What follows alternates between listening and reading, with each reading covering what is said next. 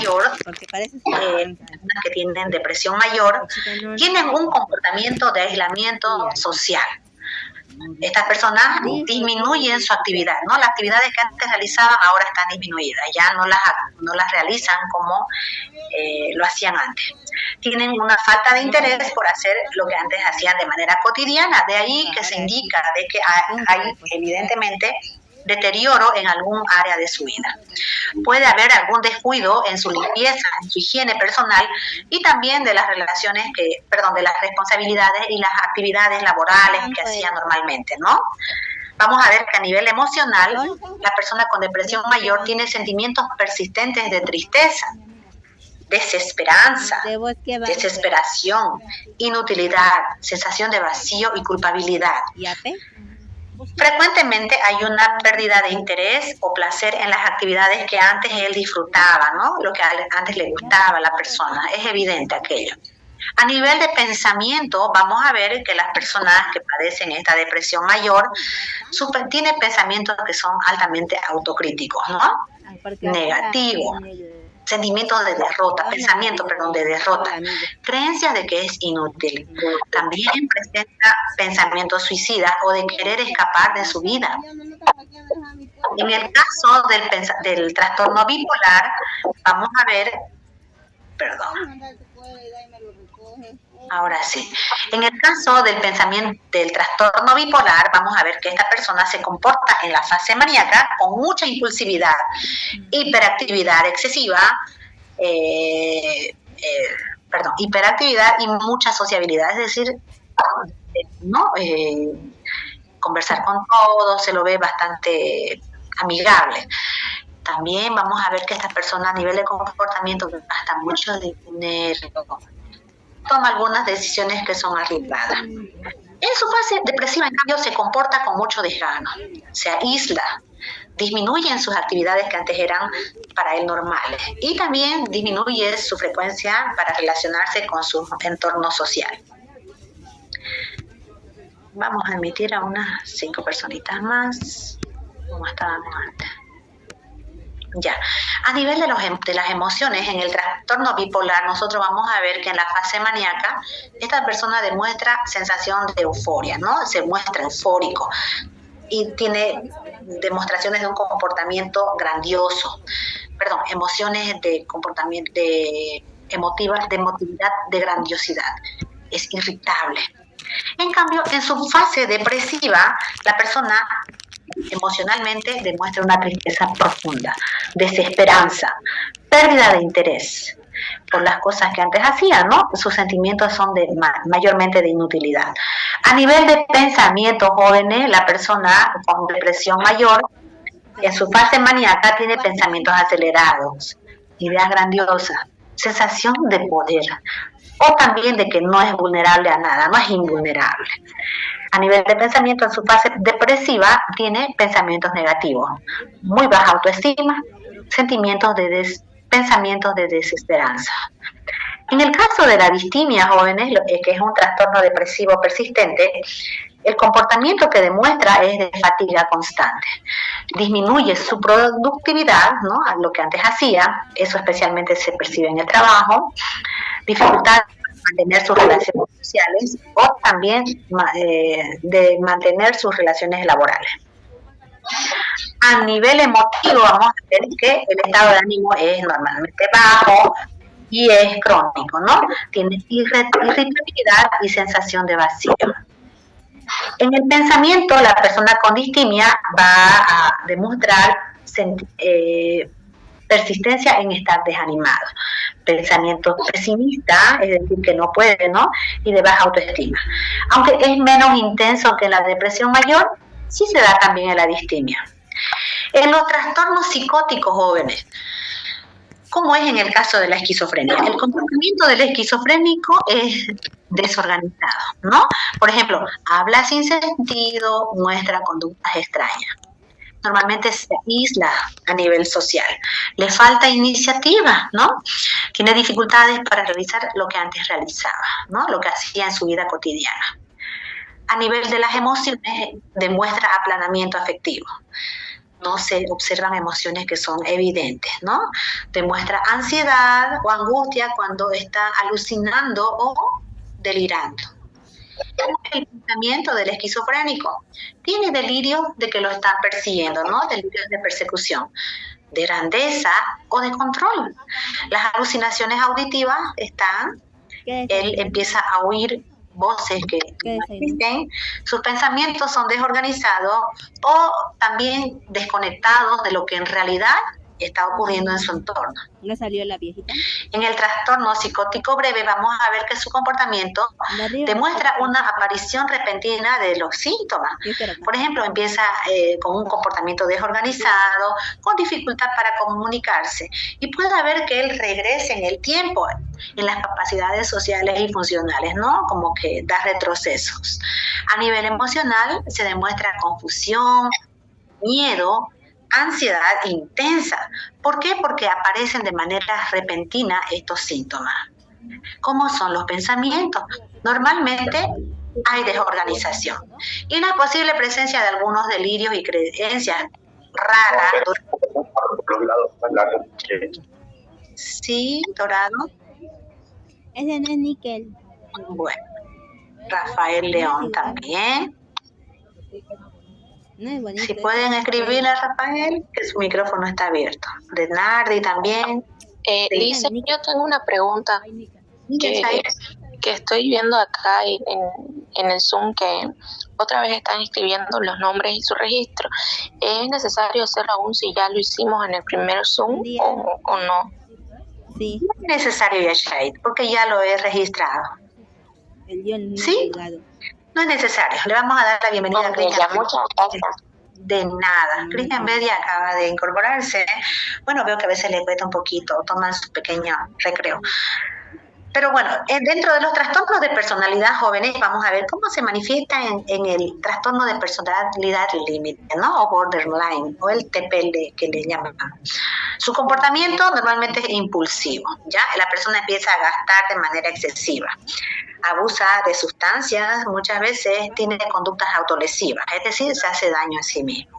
Sus relaciones interpersonales normalmente no tienen mucha duración, son inestables, también son caóticas, ¿no? Llenas de conflictos y problemas.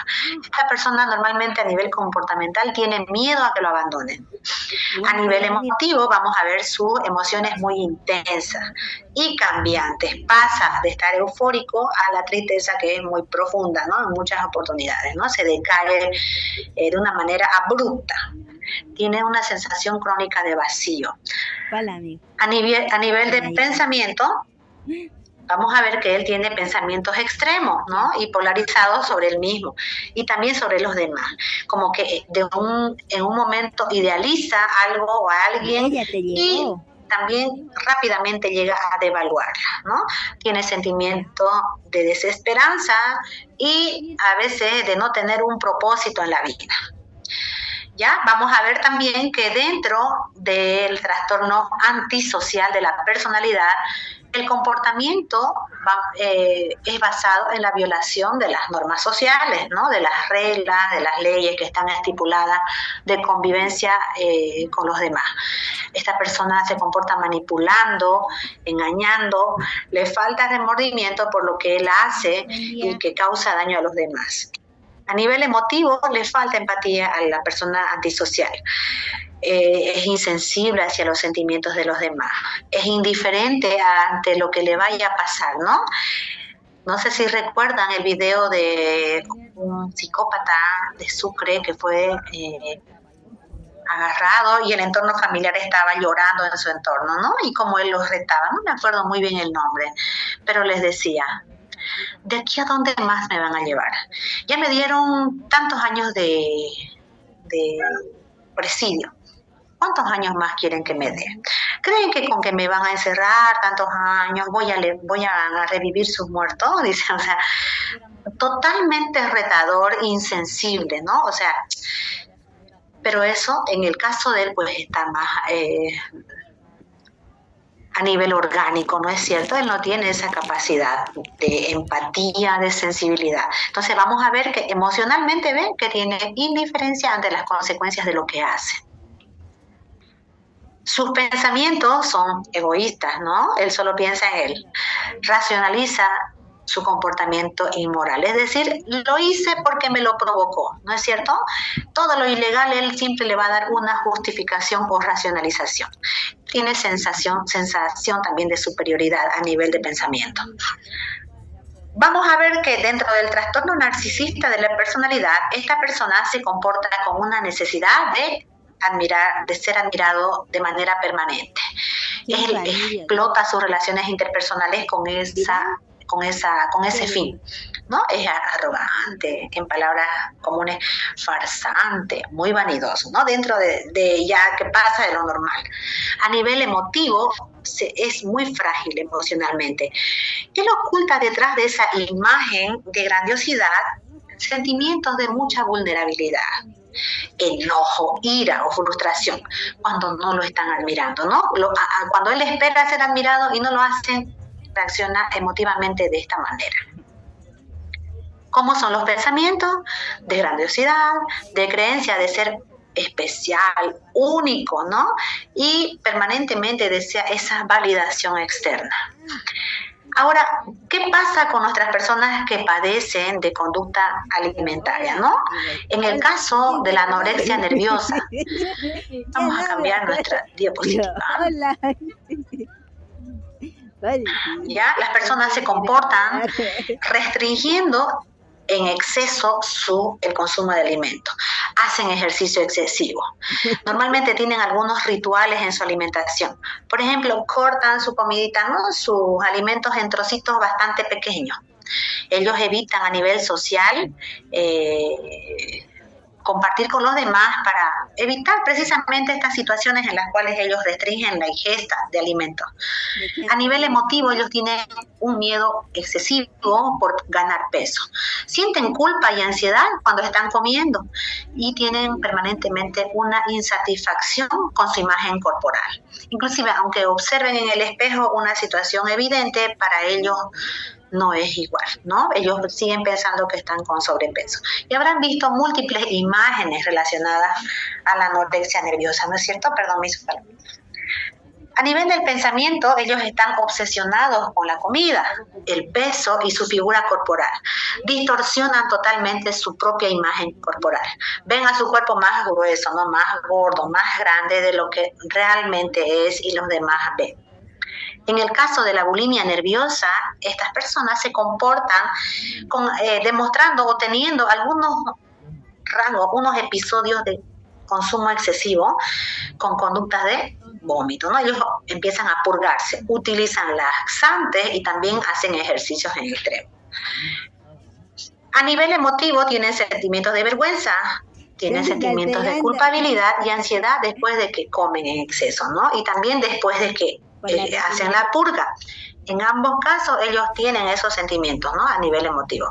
¿Cómo es el pensamiento de la persona con bulimia nerviosa? Ellos están preocupados constantemente por ese peso corporal, ¿no? Seguimos acá. Tienen creencias erróneas sobre el valor de ellos mismos solamente por su peso, ¿no? Para ellos valen lo que pesan y tienen una desesperación por ese control de lo que están comiendo. ¿Qué pasa con el trastorno por atracón? En el trastorno por atracón, las personas tienen un comportamiento con atracones recurrentes, pero no se purgan, ¿no? Como en el caso de la bulimia. No se provocan esos vómitos, o también pueden no hacer ejercicio en un nivel extremo. Estas personas tienen una sensación de pérdida de control cuando está con esos episodios, ¿no? De comer de manera excesiva. ¿Cuáles son sus emociones? A estas personas les da vergüenza, sienten también culpabilidad y angustia después de comer excesivamente. Sus pensamientos son constantemente de preocupación por la comida y el control. Tiene pensamientos negativos relacionados con su peso y su figura, ¿no? Y también tiene pensamientos de fracaso. Bien. En el caso de los trastornos neurocognitivos, vamos a ver en las personas con deterioro cognitivo leve que se comportan con menos dificultades para llevar a cabo sus actividades cotidianas que hacen uso, por ejemplo, de la memoria o de la concentración, ¿ya? Ellos todavía se encuentran dentro del rango de los límites funcionales, ¿ya? Ellos pueden todavía realizar sus cosas. ¿Cómo es la emoción de una persona con un deterioro cognitivo leve? Siente frustración, siente ansiedad por la dificultad de recordar alguna información o para poder completar algunas tareas. ¿Cómo piensa? Esta persona tiene preocupación por la pérdida que está teniendo de su memoria, en este caso leve, y tiene miedo por el deterioro cognitivo, o sea, por el incremento de la pérdida de memoria a futuro. ¿Qué pasa en los casos de la demencia y Alzheimer? ¿Cómo se comportan? Estas personas se comportan desorientadas, ¿no? En el tiempo. ¿Qué día es hoy? ¿Qué día será? ¿Cuándo es una fecha especial, por ejemplo? También su desorientación en el espacio. ¿Dónde estoy? ¿No? No se acuerdan en qué sitio están. Estas personas repiten constantemente preguntas e historias, ¿no? Tienen dificultad para hacer las actividades que antes hacían de manera cotidiana. Y también se evidencian cambios en su personalidad. A nivel emocional, demuestran ansiedad, confusión, frustración, depresión. Y algunas veces se tornan hasta agresivos, ¿no es cierto? ¿Por qué? Porque están perdiendo estas habilidades cognitivas. La cuarta. El pensamiento de la persona con demencia y Alzheimer, bueno, su memoria a corto plazo y a largo plazo se va deteriorando, ¿no? Esta persona empieza a sentir desconfianza. A veces tiene pensamientos de paranoia, dificultad para reconocer a las personas, ¿no? Que antes eran bastante cotidianas, ¿no? Al ver y al reconocer. Y también algunos lugares a los cuales él iba de manera familiar. En los trastornos relacionados con los abusos de sustancias, vamos a ver que en el comportamiento del alcohólico hay un consumo excesivo y frecuente de sustancias alcohólicas. Tiene una conducta impulsiva y arriesgada mientras está bajo los efectos del alcohol. A nivel de... ¿Sí? Ya. A nivel emocional, presenta ansiedad, depresión, enojo, o sea, la ira, vergüenza o culpa sobre él sabe que está consumiendo en exceso y no puede frenar, ¿no es cierto? Su pensamiento es obsesivo, sobre todo cuando piensa en cuándo va a beber. Esta persona también efectúa una racionalización de su consumo excesivo, o sea, justifica por qué está bebiendo, ¿no es cierto? Niega todas las consecuencias negativas del alcohol, inclusive cuando ya está con unos síntomas como hígado graso, con alucinaciones inclusive, ¿ya? En el caso del abuso de drogas, el comportamiento de la persona que se droga es que recurre a sustancias a pesar de que sabe que le va a hacer un daño físico. Sus comportamientos son erráticos, ya se equivoca, evade la responsabilidad que tiene sobre sí mismo y su entorno. A nivel emotivo, la persona que consume droga tiene ansiedad, desesperación por la necesidad de consumir, emociones extremas durante ese periodo que ha consumido bastante droga. Su pensamiento es igual que en el del alcohólico. Él racionaliza el uso y el abuso de las drogas. Está obsesionado con obtener droga. Ustedes saben que en algunos casos, de acuerdo al tipo de droga, es costoso, ¿no es cierto? Aunque otros se drogan con productos que no valen tanto, ¿no? Está obsesionado con obtener esa sustancia y con consumir la droga. Su pensamiento es distorsionado sobre las consecuencias. Entonces, en resumen, vamos a ver que los trastornos mentales se reflejan tanto en el comportamiento, en las emociones como en los pensamientos, y afecta tanto en la vida diaria como en las relaciones que ellos tienen a nivel interpersonal con su entorno. ¿Alguna pregunta?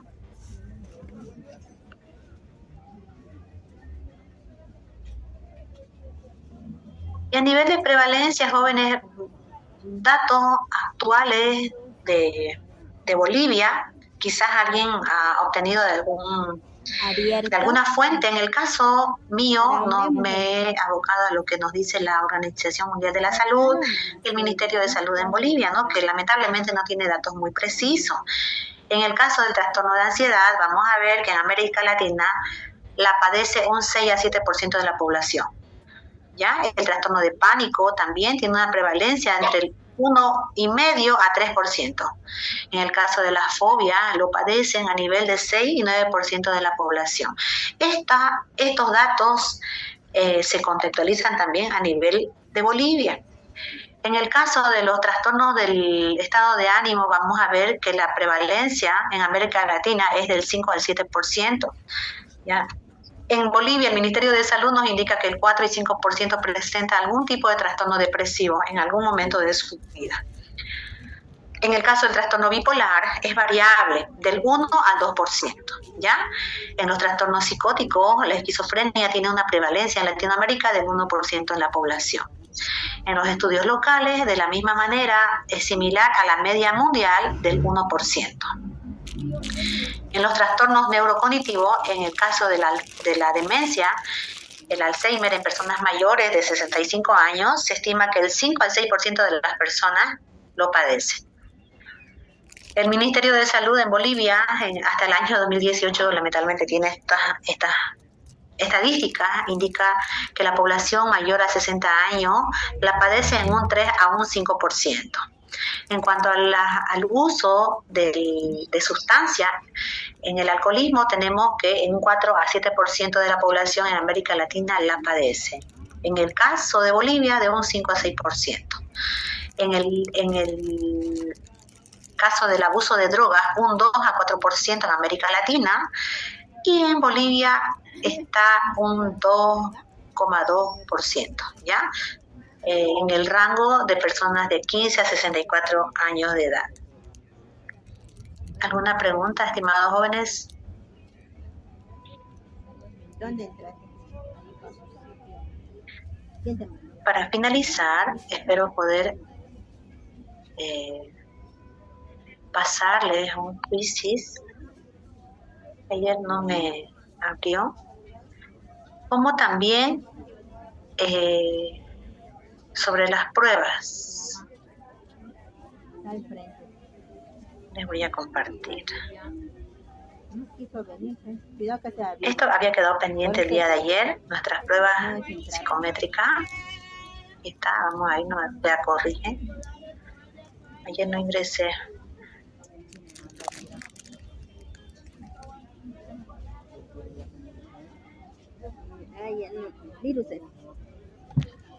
En esta cuenta de Hotmail, me parece que Hotmail ya no funciona, tenía varias pruebas que ahora no me está permitiendo esta plataforma ingresar, pero sí recuerdo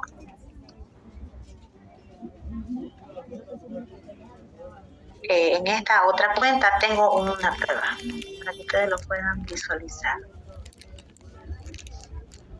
¿A cuánto está esto? Pues yo a 15 le digo.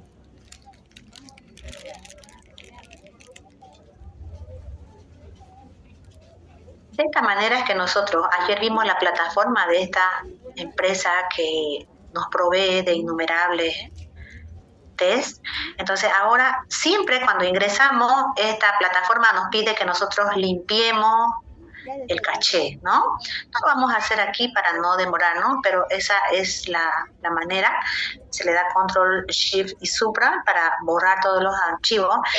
En esta plataforma tengo, como ven, una persona cuando adquiere una prueba le da la opción de entrar a esta segunda ventana, que es la TEA Corrige. En este caso mi cuenta es bajo esta dirección.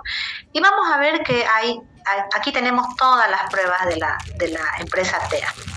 ¿No? Tenemos el 16PF con su modificación APQ, que es para adolescentes, el ABAS, el ADITEC, el AIR, el AF, el APM, el AVE, yo lo tengo en mi otra cuenta, pero lamentablemente no me permite abrir porque parece que el Hotmail ya no está.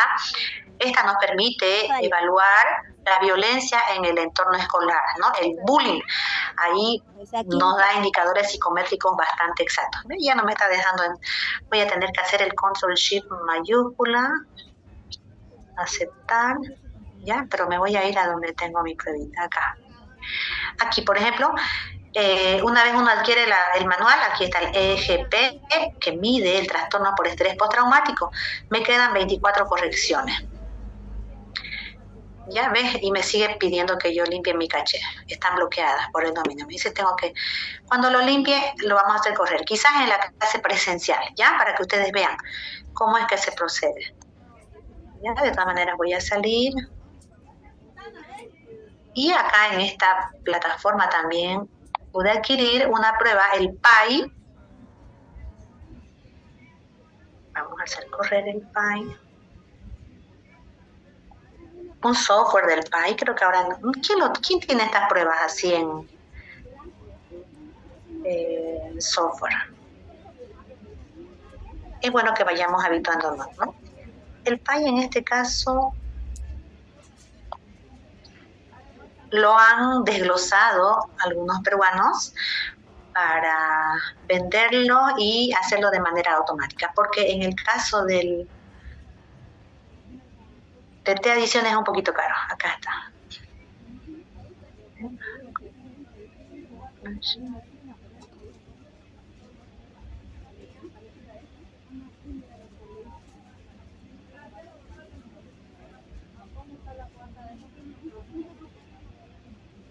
Y para que vean cómo es que cuando la persona tiene una de estas pruebas así informatizadas, de inmediato el sistema le hace la corrección de lo que sus pacientes han respondido. Una vez más lo vamos a buscar de manera genérica. Si no lo pillamos, ya va a ser para la presencial. Bueno, lamentablemente esta sí que no me corrió. Ya. ¿Alguna pregunta antes de pasar a nuestra siguiente actividad?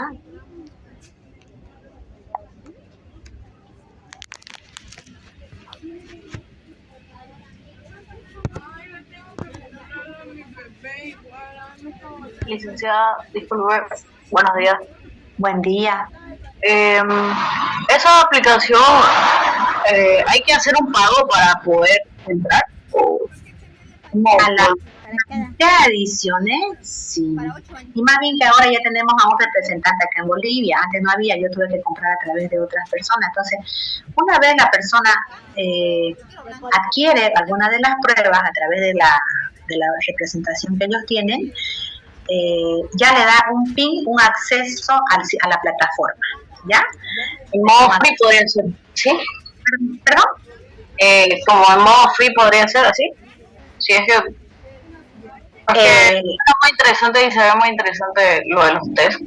Así es. Le van a dar un manual así en físico, no traje ninguno ahorita de ellos. Se los voy a llevar a la clase presencial. Tengo el slide, por ejemplo, que es en físico también de T-Adiciones, que para no gastar yo mis pruebitas, porque son originales, abrí, porque es una hoja prendida en dos, entonces la abrí y ya desglosé. Esta vale tanto, esta vale tanto. Si saca tanto, es que tiene esto. Si saca, eso lo vamos a, no me acuerdo cómo lo hice esa vez, pero lo tengo. Hagámoslo, chicos, así se dan con por lo menos una prueba. Esta prueba es para medir ansiedad. Si la persona padece de ansiedad de tipo estado o de tipo rasgo, ¿no? Aquí ya no pude, pero vamos a ir a la página genérica. Sí, es bueno que nosotros nos actualicemos, que demostremos a nuestros pacientes que estamos con lo último también de la tecnología, ¿no es cierto? Aquí está. No sé si lo logran ver. Por ejemplo, inicio.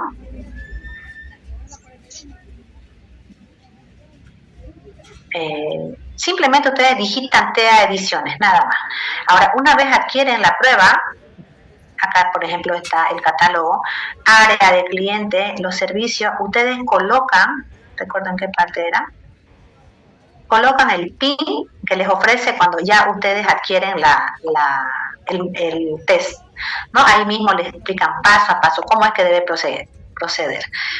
Y como han visto, al iniciar les ofrece, prácticamente nos ordena que nosotros limpiemos todo el caché. Vemos acá pruebas en la categoría clínica, mire, innumerables test, ¿no es cierto? Para psicopatología forense, para relajarse, para trastornos de alimentación. Para el ámbito organizacional, jóvenes, he visto que varios están interesados en el ámbito organizacional, acá en recursos humanos. Por ejemplo, test para medir aptitudes, ¿no? La inteligencia de nuestras personas que vamos a evaluar. Coaching, para medir competencia. ¿En qué es competente mi trabajador? Idiomas, La inteligencia, ¿no? Vamos a ver, por ejemplo, vamos a abrir en inteligencia. Inteligencia emocional, libros de fondo editorial. Vamos a ver acá, por ejemplo, en el test de inteligencia, vamos a ver que está el BAT7, la batería de aptitudes de TEA. Yo tengo el BPR, pero como les digo, ya algo pasó con mi cuenta. Los cambios del test de flexibilidad cognitiva es un test muy, muy interesante porque has visto, hoy el paradigma mundial es tener más flexibilidad, ¿no? ¿Dónde se originan tantos problemas emocionales, traumas? Por esa inflexibilidad. Acá nosotros vemos, ¿no? Si nuestro trabajador reúne la flexibilidad cognitiva. El test clave, que es un test para medir aptitud de tipo superior, ¿no? Ahí vamos a detectar, ¿no? A las personas que tienen capacidad intelectual general de tipo que pueden inducir y que pueden deducir. El factor G, R, el test de inteligencia no verbal, yo lo manejaba antes el Tony, también no verbal. El RP30 es el de resolución de problemas, evalúa cuán rápido y flexible es mi trabajador o la persona que estoy evaluando para realizar algunas operaciones lógicas. El OTI, que es un test de inteligencia general, tiene 3 páginas, la empresa TEA. Luego también vamos a ver sobre nuestro test de recursos humanos, los de personalidad.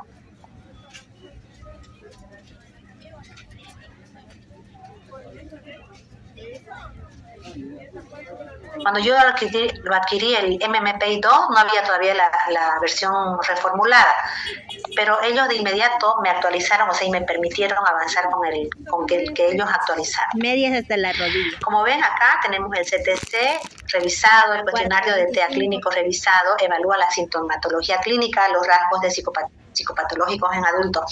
Jóvenes, si bien yo tengo entendido que nunca compré los pines por separado, creo que valen entre 20 y 30 dólares, eso a nuestro paciente cuando estemos trabajando también va dentro de los honorarios que nosotros necesitamos ganar, ¿no es cierto?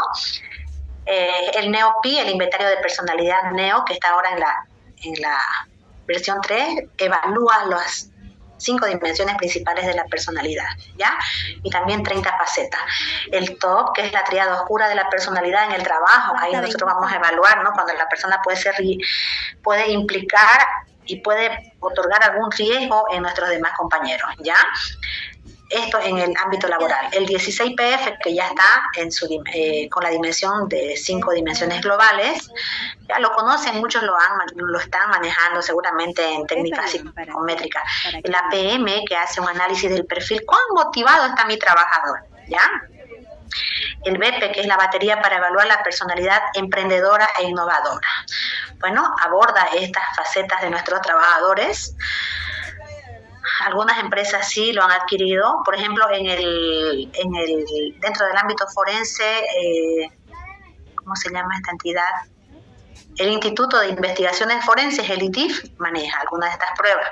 También maneja el Miriam, qué sé yo, ¿no? También a nivel, no con pines, porque con pines cuesta un poquito. El BFQ, el Big Five, por ejemplo, evalúa las dimensiones de las 5 grandes estructuras de la personalidad, ¿no es cierto? La energía, la afabilidad, el tesón, la apertura mental y la estabilidad emocional.